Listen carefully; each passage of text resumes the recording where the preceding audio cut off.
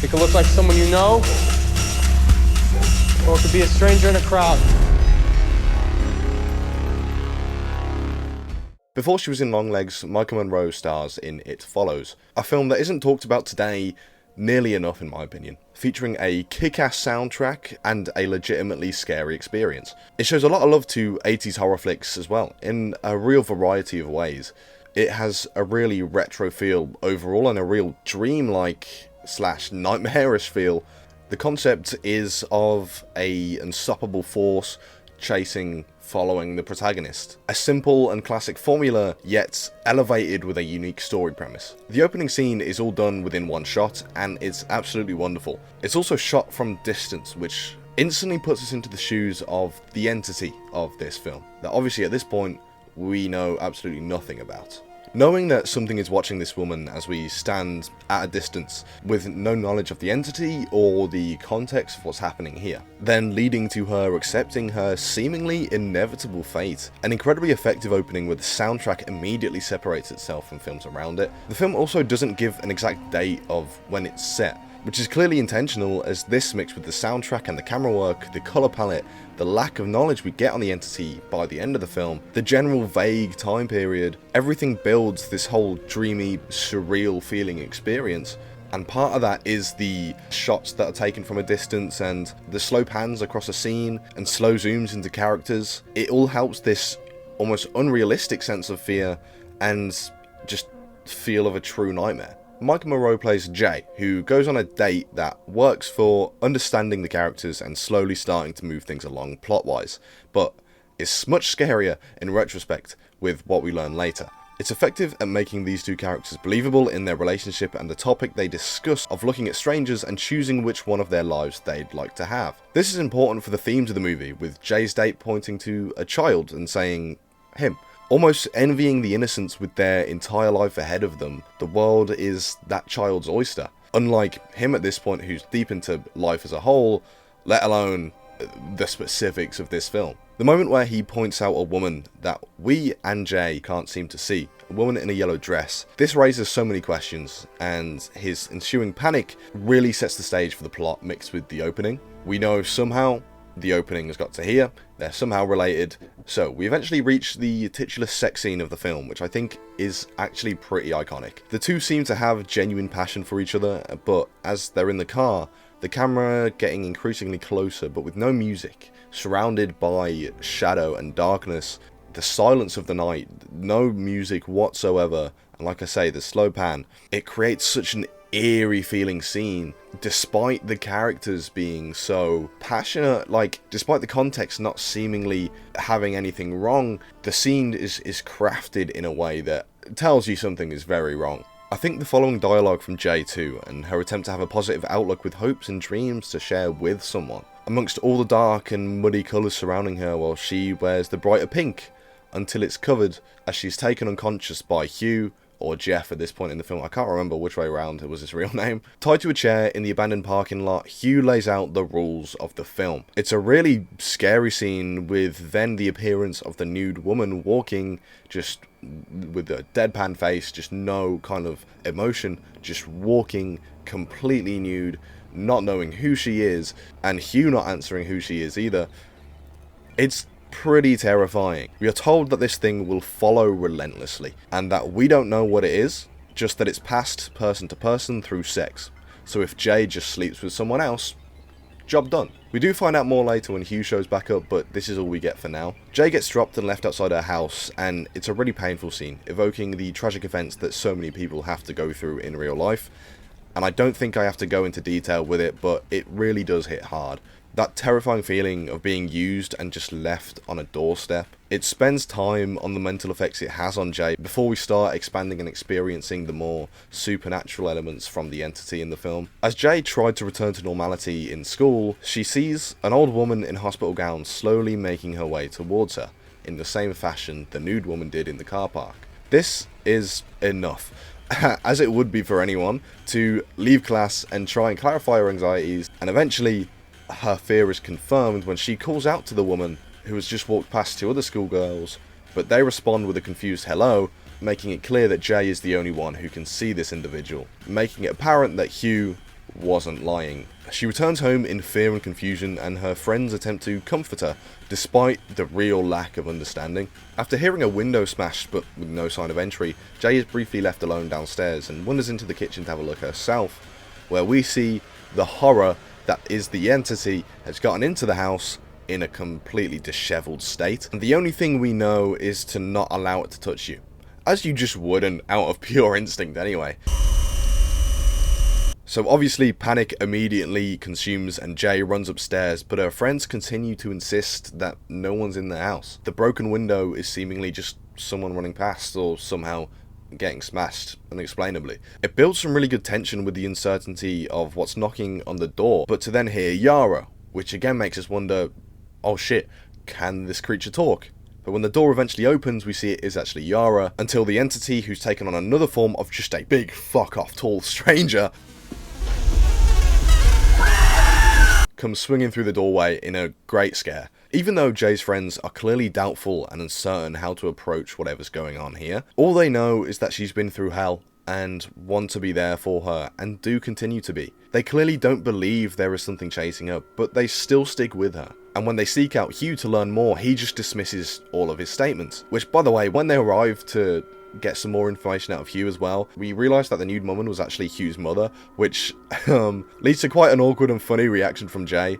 But that's also where we find out that whilst it does pass it on, you're not out of the list. I mean, it should be easy for her. She's a girl. Oh, brother, this guy stinks! After the total breakdown that Jay goes through, they go to the beach, all together in an attempt to just distance whatever's going on and just understand, and more than anything, just leave it behind for at least like 5 minutes. As they're all sat together, Greg goes to piss in the background of this shot of Jay. We see Yara walking towards us from the background, however Greg makes no acknowledgement of her, which is a little bit weird, but also understandable. I guess he's pissing.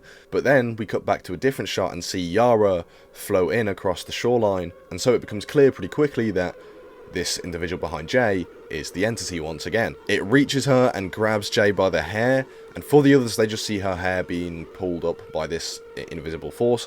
It's a great effect. It works so well in the Invisible Man movie as well. It's just such good technical work. The entity knocks Paul some distance, causing some serious unexplainable injuries, and like I say, this whole sequence is just genuinely great technical filmmaking, as well as giving us a good showcase of the entity's power and durability, since even a bullet to the head doesn't stop it, it just walks it off. We see its intelligence too, with changing form to be able to get closer to you, whether that be her friend or changing into the child to fit through a smaller gap. Jay makes a run for it, taking the car herself, but ends up crashing and wakes up in hospital. We've now been presented with how much of a threat this entity is, but it leads me to my main problem with the film, in how, a little later, we see how the entity kills, and this sequence as a whole is pretty good, but the actual seeing the motion of the entity killing, I just think ruins a big part of the fear factor for me. I mean, it's gross, and it is effective in its own way, but in the wider picture, I think makes it less interesting, and this is one of those films where the less we know about the entity, I think the better. I think not knowing how that girl in the opening ended up in the awful state that she did when she died, not seeing how the creature makes that happen is so much scarier than what we do actually see. I would have much preferred to have just not seen how it works, because it also kind of lessens the power of the creature to me, and it would have just left more mystery overall. Once Jay awakes in the hospital, she realizes that she's stuck in one spot, unable to leave and no idea how close the creature is, and that is so anxiety inducing and just straight up terrifying. And so her and Greg end up having sex together, knowing that it will pass on to Greg, and they'll kind of figure it out from there, but at least Greg's not stuck in a hospital bed. But this scene is a real tough scene to watch as well. Maika Monroe portrays Jay so well in a scene where she seems unable to evoke any true emotion, almost losing her humanity in the process. The difference to the first scene is that she clearly doesn't want to be doing this. It feels more out of desperation and fear than anything else. Greg after it is so infuriating as well, because throughout the film he's been the one who more blatantly doesn't believe Jay. Now that Jay's passed it on to Greg, if Greg is killed, then it will come after Jay again. But the strange thing is, after quite a bit of time, Greg hasn't seen anything. Since sleeping with Jay, Greg carried on with life as normal. I'm not sure if this was totally the intention, but it kind of comes across it to me. But it feels like Greg capitalized on Jay's vulnerability in this time, because he clearly hasn't believed her throughout the film, and so utilizes her fear and desperation to get in her pants. He seems much more of your stereotypical dude at this age, with, whilst not altogether being a dick, just thinking with his dick.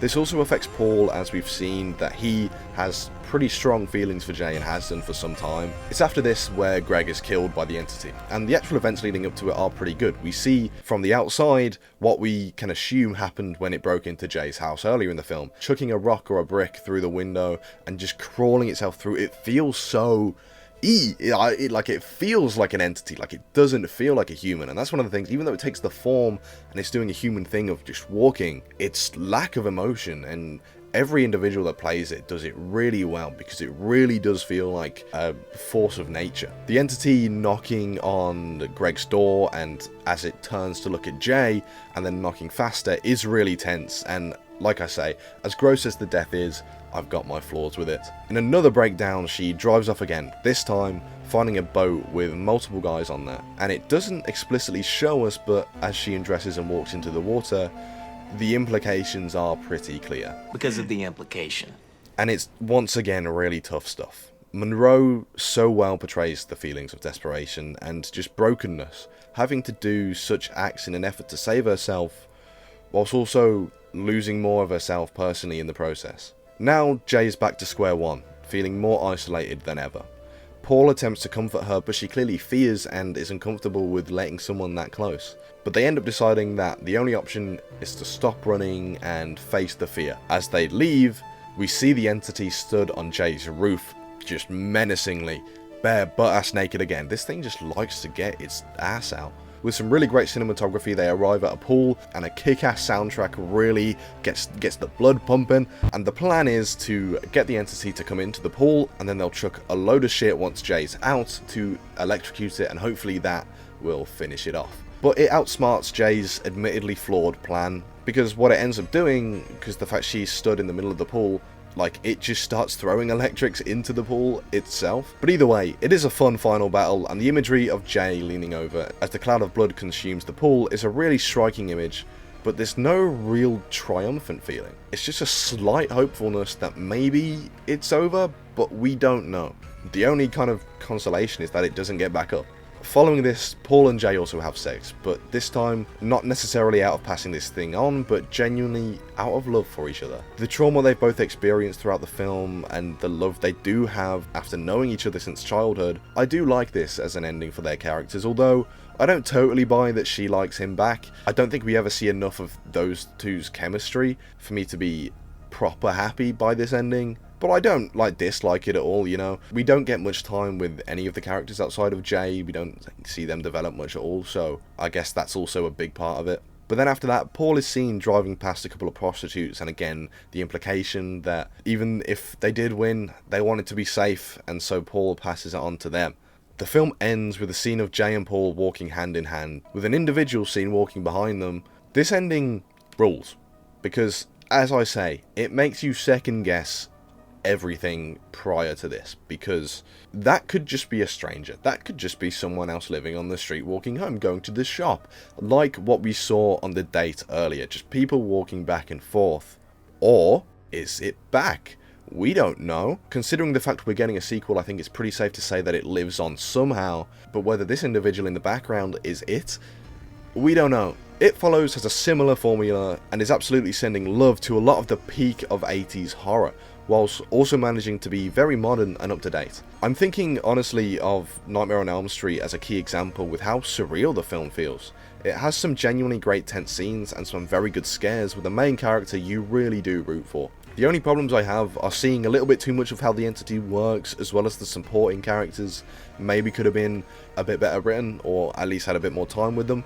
But it looks great. The soundtrack is up there with my favourites of all time. It's so synthy and just an absolute treat to the ears. Perfectly matches the film, as well as giving it more of that 80s retro feel, and overall kind of creates itself as a great modern horror classic.